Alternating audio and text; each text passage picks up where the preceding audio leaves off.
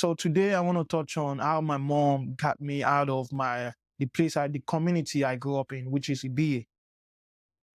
As you guys already know, at age 16, 17, I was into bricklayer job doing that. And my stepdad came in the picture, introduced my mom to this job where she was doing her daily contribution. My mom flourished with that. And if I could remember, I think I was 17, going on 18, right? We live in this small room now, and weed smells a lot. I wasn't able to cool off before I get in the room to my mom. And my mom is that woman that she's into all this business for smoke, selling smoke. So she know how weed smell. And she smelled that on me, man. She was like, why do you smell like that? And my excuse back then was, oh, I was hanging out with my friends. I was hanging out with friends. That's why my body smells so much like weed. I believe she never believed that story that I told her. Because since that day, she was been trying to like get me out of EBA. She was just waiting to get enough money so she could send me out. Because I overheard the conversation with my second step that she was like, oh, I will say this in Yoruba because I overheard them. Elijah tin di ọmọ burúkú, ó tin tẹ̀lé ọ̀rẹ́kọ́ rẹ̀, ó tin fagbó. That was what my mom said. And I was, man. The BA was turning me into this fucked up guy into this fucked up man and I thank God, man. My mom did her best. She got me out. But before she got me out, business will start flourishing, start getting a little money back and there. And unfortunately, my grandpa died. I think if I could remember, I think he died in 2013. Yeah, my grandpa died in 2013. And the whole family wasn't okay with just my mom, my grandma living in Delta State all by herself. And everyone concluded Mama has to come to Lagos, back to this family house. My mom accepted. My mama was staying with us too a little bit. All because they say that my mom started having money when we was broke. Everyone looked at us like shit. Nobody, when it even comes to like talking about money, nobody was even calling my mom. They've always thought, nothing, like she's not going to amount to anything. Now that money started coming in, they now say grandma should live with us. Grandma started living with us, no wahala. But when my grandma started living with us, then my mom, again, money was coming in. My mom decided to withdraw me totally from public school because she's this woman that she always think to herself, like, it's public school that make me not to be smart guy. But I don't think so, man. Public school are actually great too. I've known some public people that go to public school and they're really smart, they're really intellectual. But she wasn't okay with public school. So when money started coming in, she had to call my cousins. They're already a school principal in Morogbo. Is at Morogbo, but somewhere still located in Badagry, but deeper in Badagry. So this place too is another small town, small place too.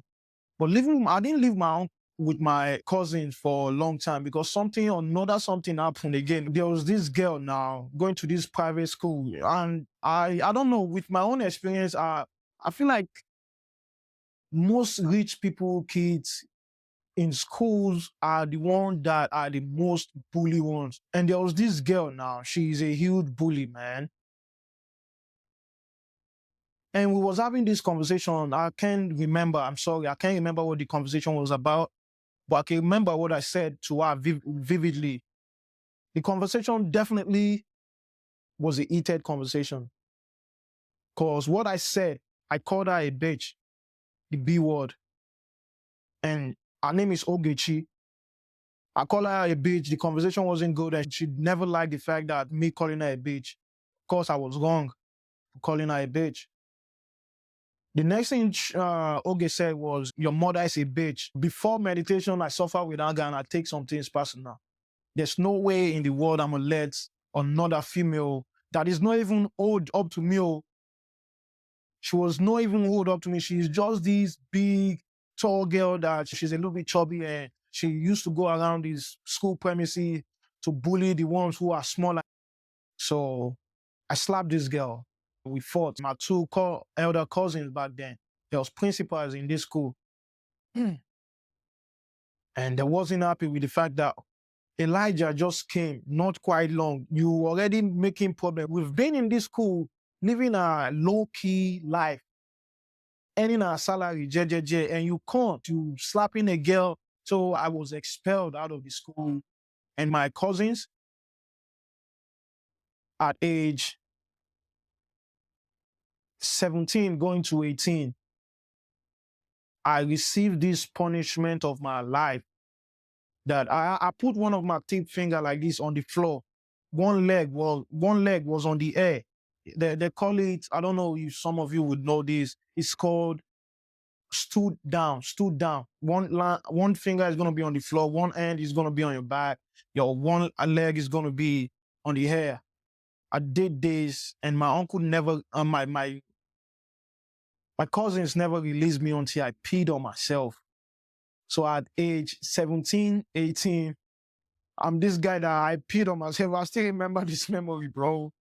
I peed on myself before fighting with it. So I received that punishment the following day. They called my mom right in front of me that they can't harbor me in their house. They expelled me out of the school.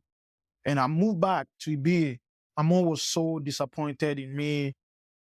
But with me and myself, to my head, I thought I did something like, there's no lady out there you're going to be bold enough, like, oh, your mom is a bitch. And I took that personal. And I thought my mom was going to defend me for doing this. I kid you not, my mom gave me a dirty slap to my face. Yo, I was surprised. Like, why did she do that? I just defended you. A lady that is not even up to your kid age just disrespected you. And this is what I get in return, a dirty slap to my face. That was how I just see the whole thing. Like, really? So I learned my lesson from age 17 to 18. Never to lay hand on a female, bro. I don't care what that female do to you. Right now in the state, I can't imagine me doing that in the state. I'm probably going to go to jail for that. But little did I know, like, that's another lesson. That's why sometimes pain, adversity is the only way to go to.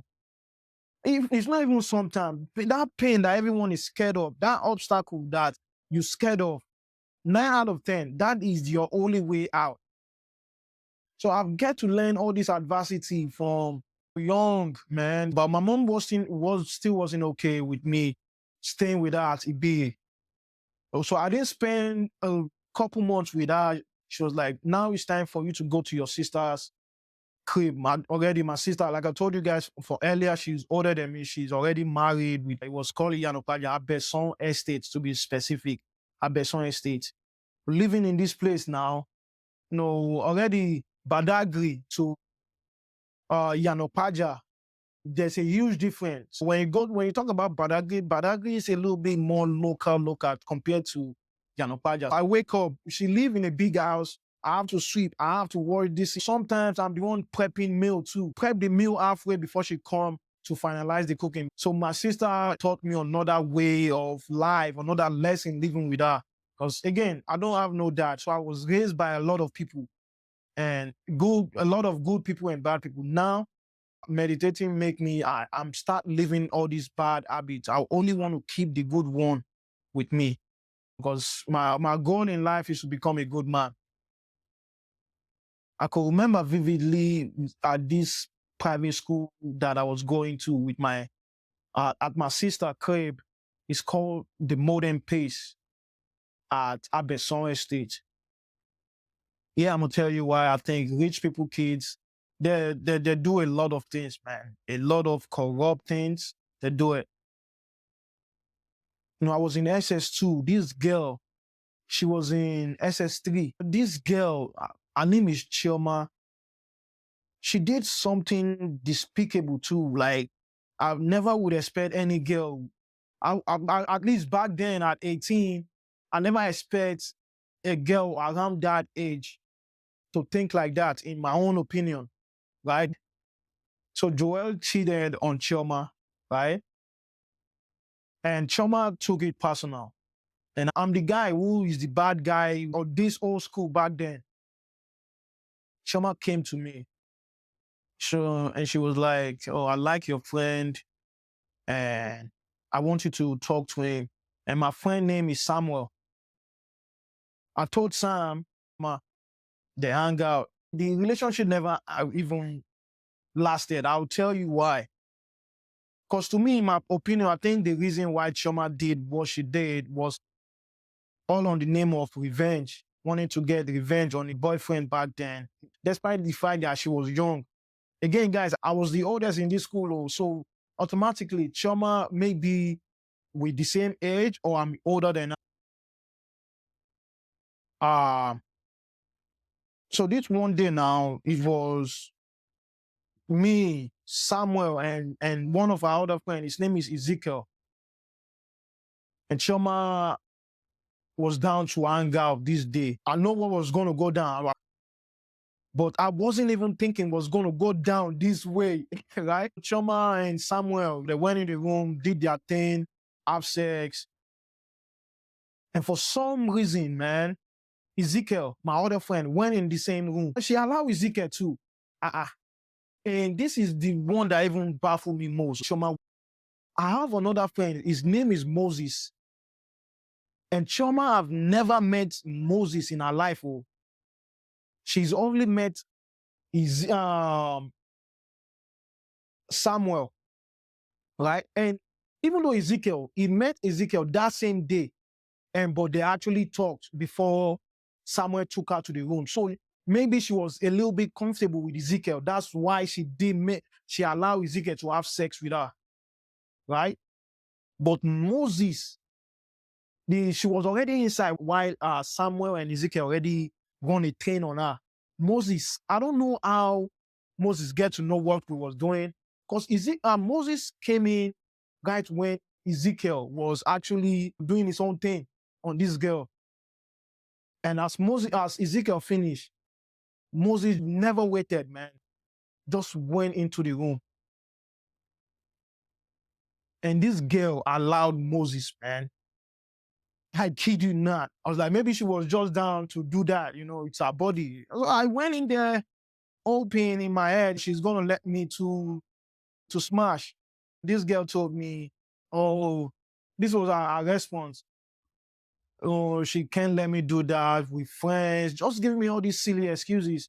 So I thought, and when I went in the room, this is how I know she was aware of what she was doing. Because after she refused me, I was down to talk to her. For you to refuse me, that means all these guys that came in, did they force you to do this act? I swear, Chioma, that was the question I was asking now before this girl switched the conversation about Moses. She was like, "Oh, who is that guy?" I said, "His name is Moses."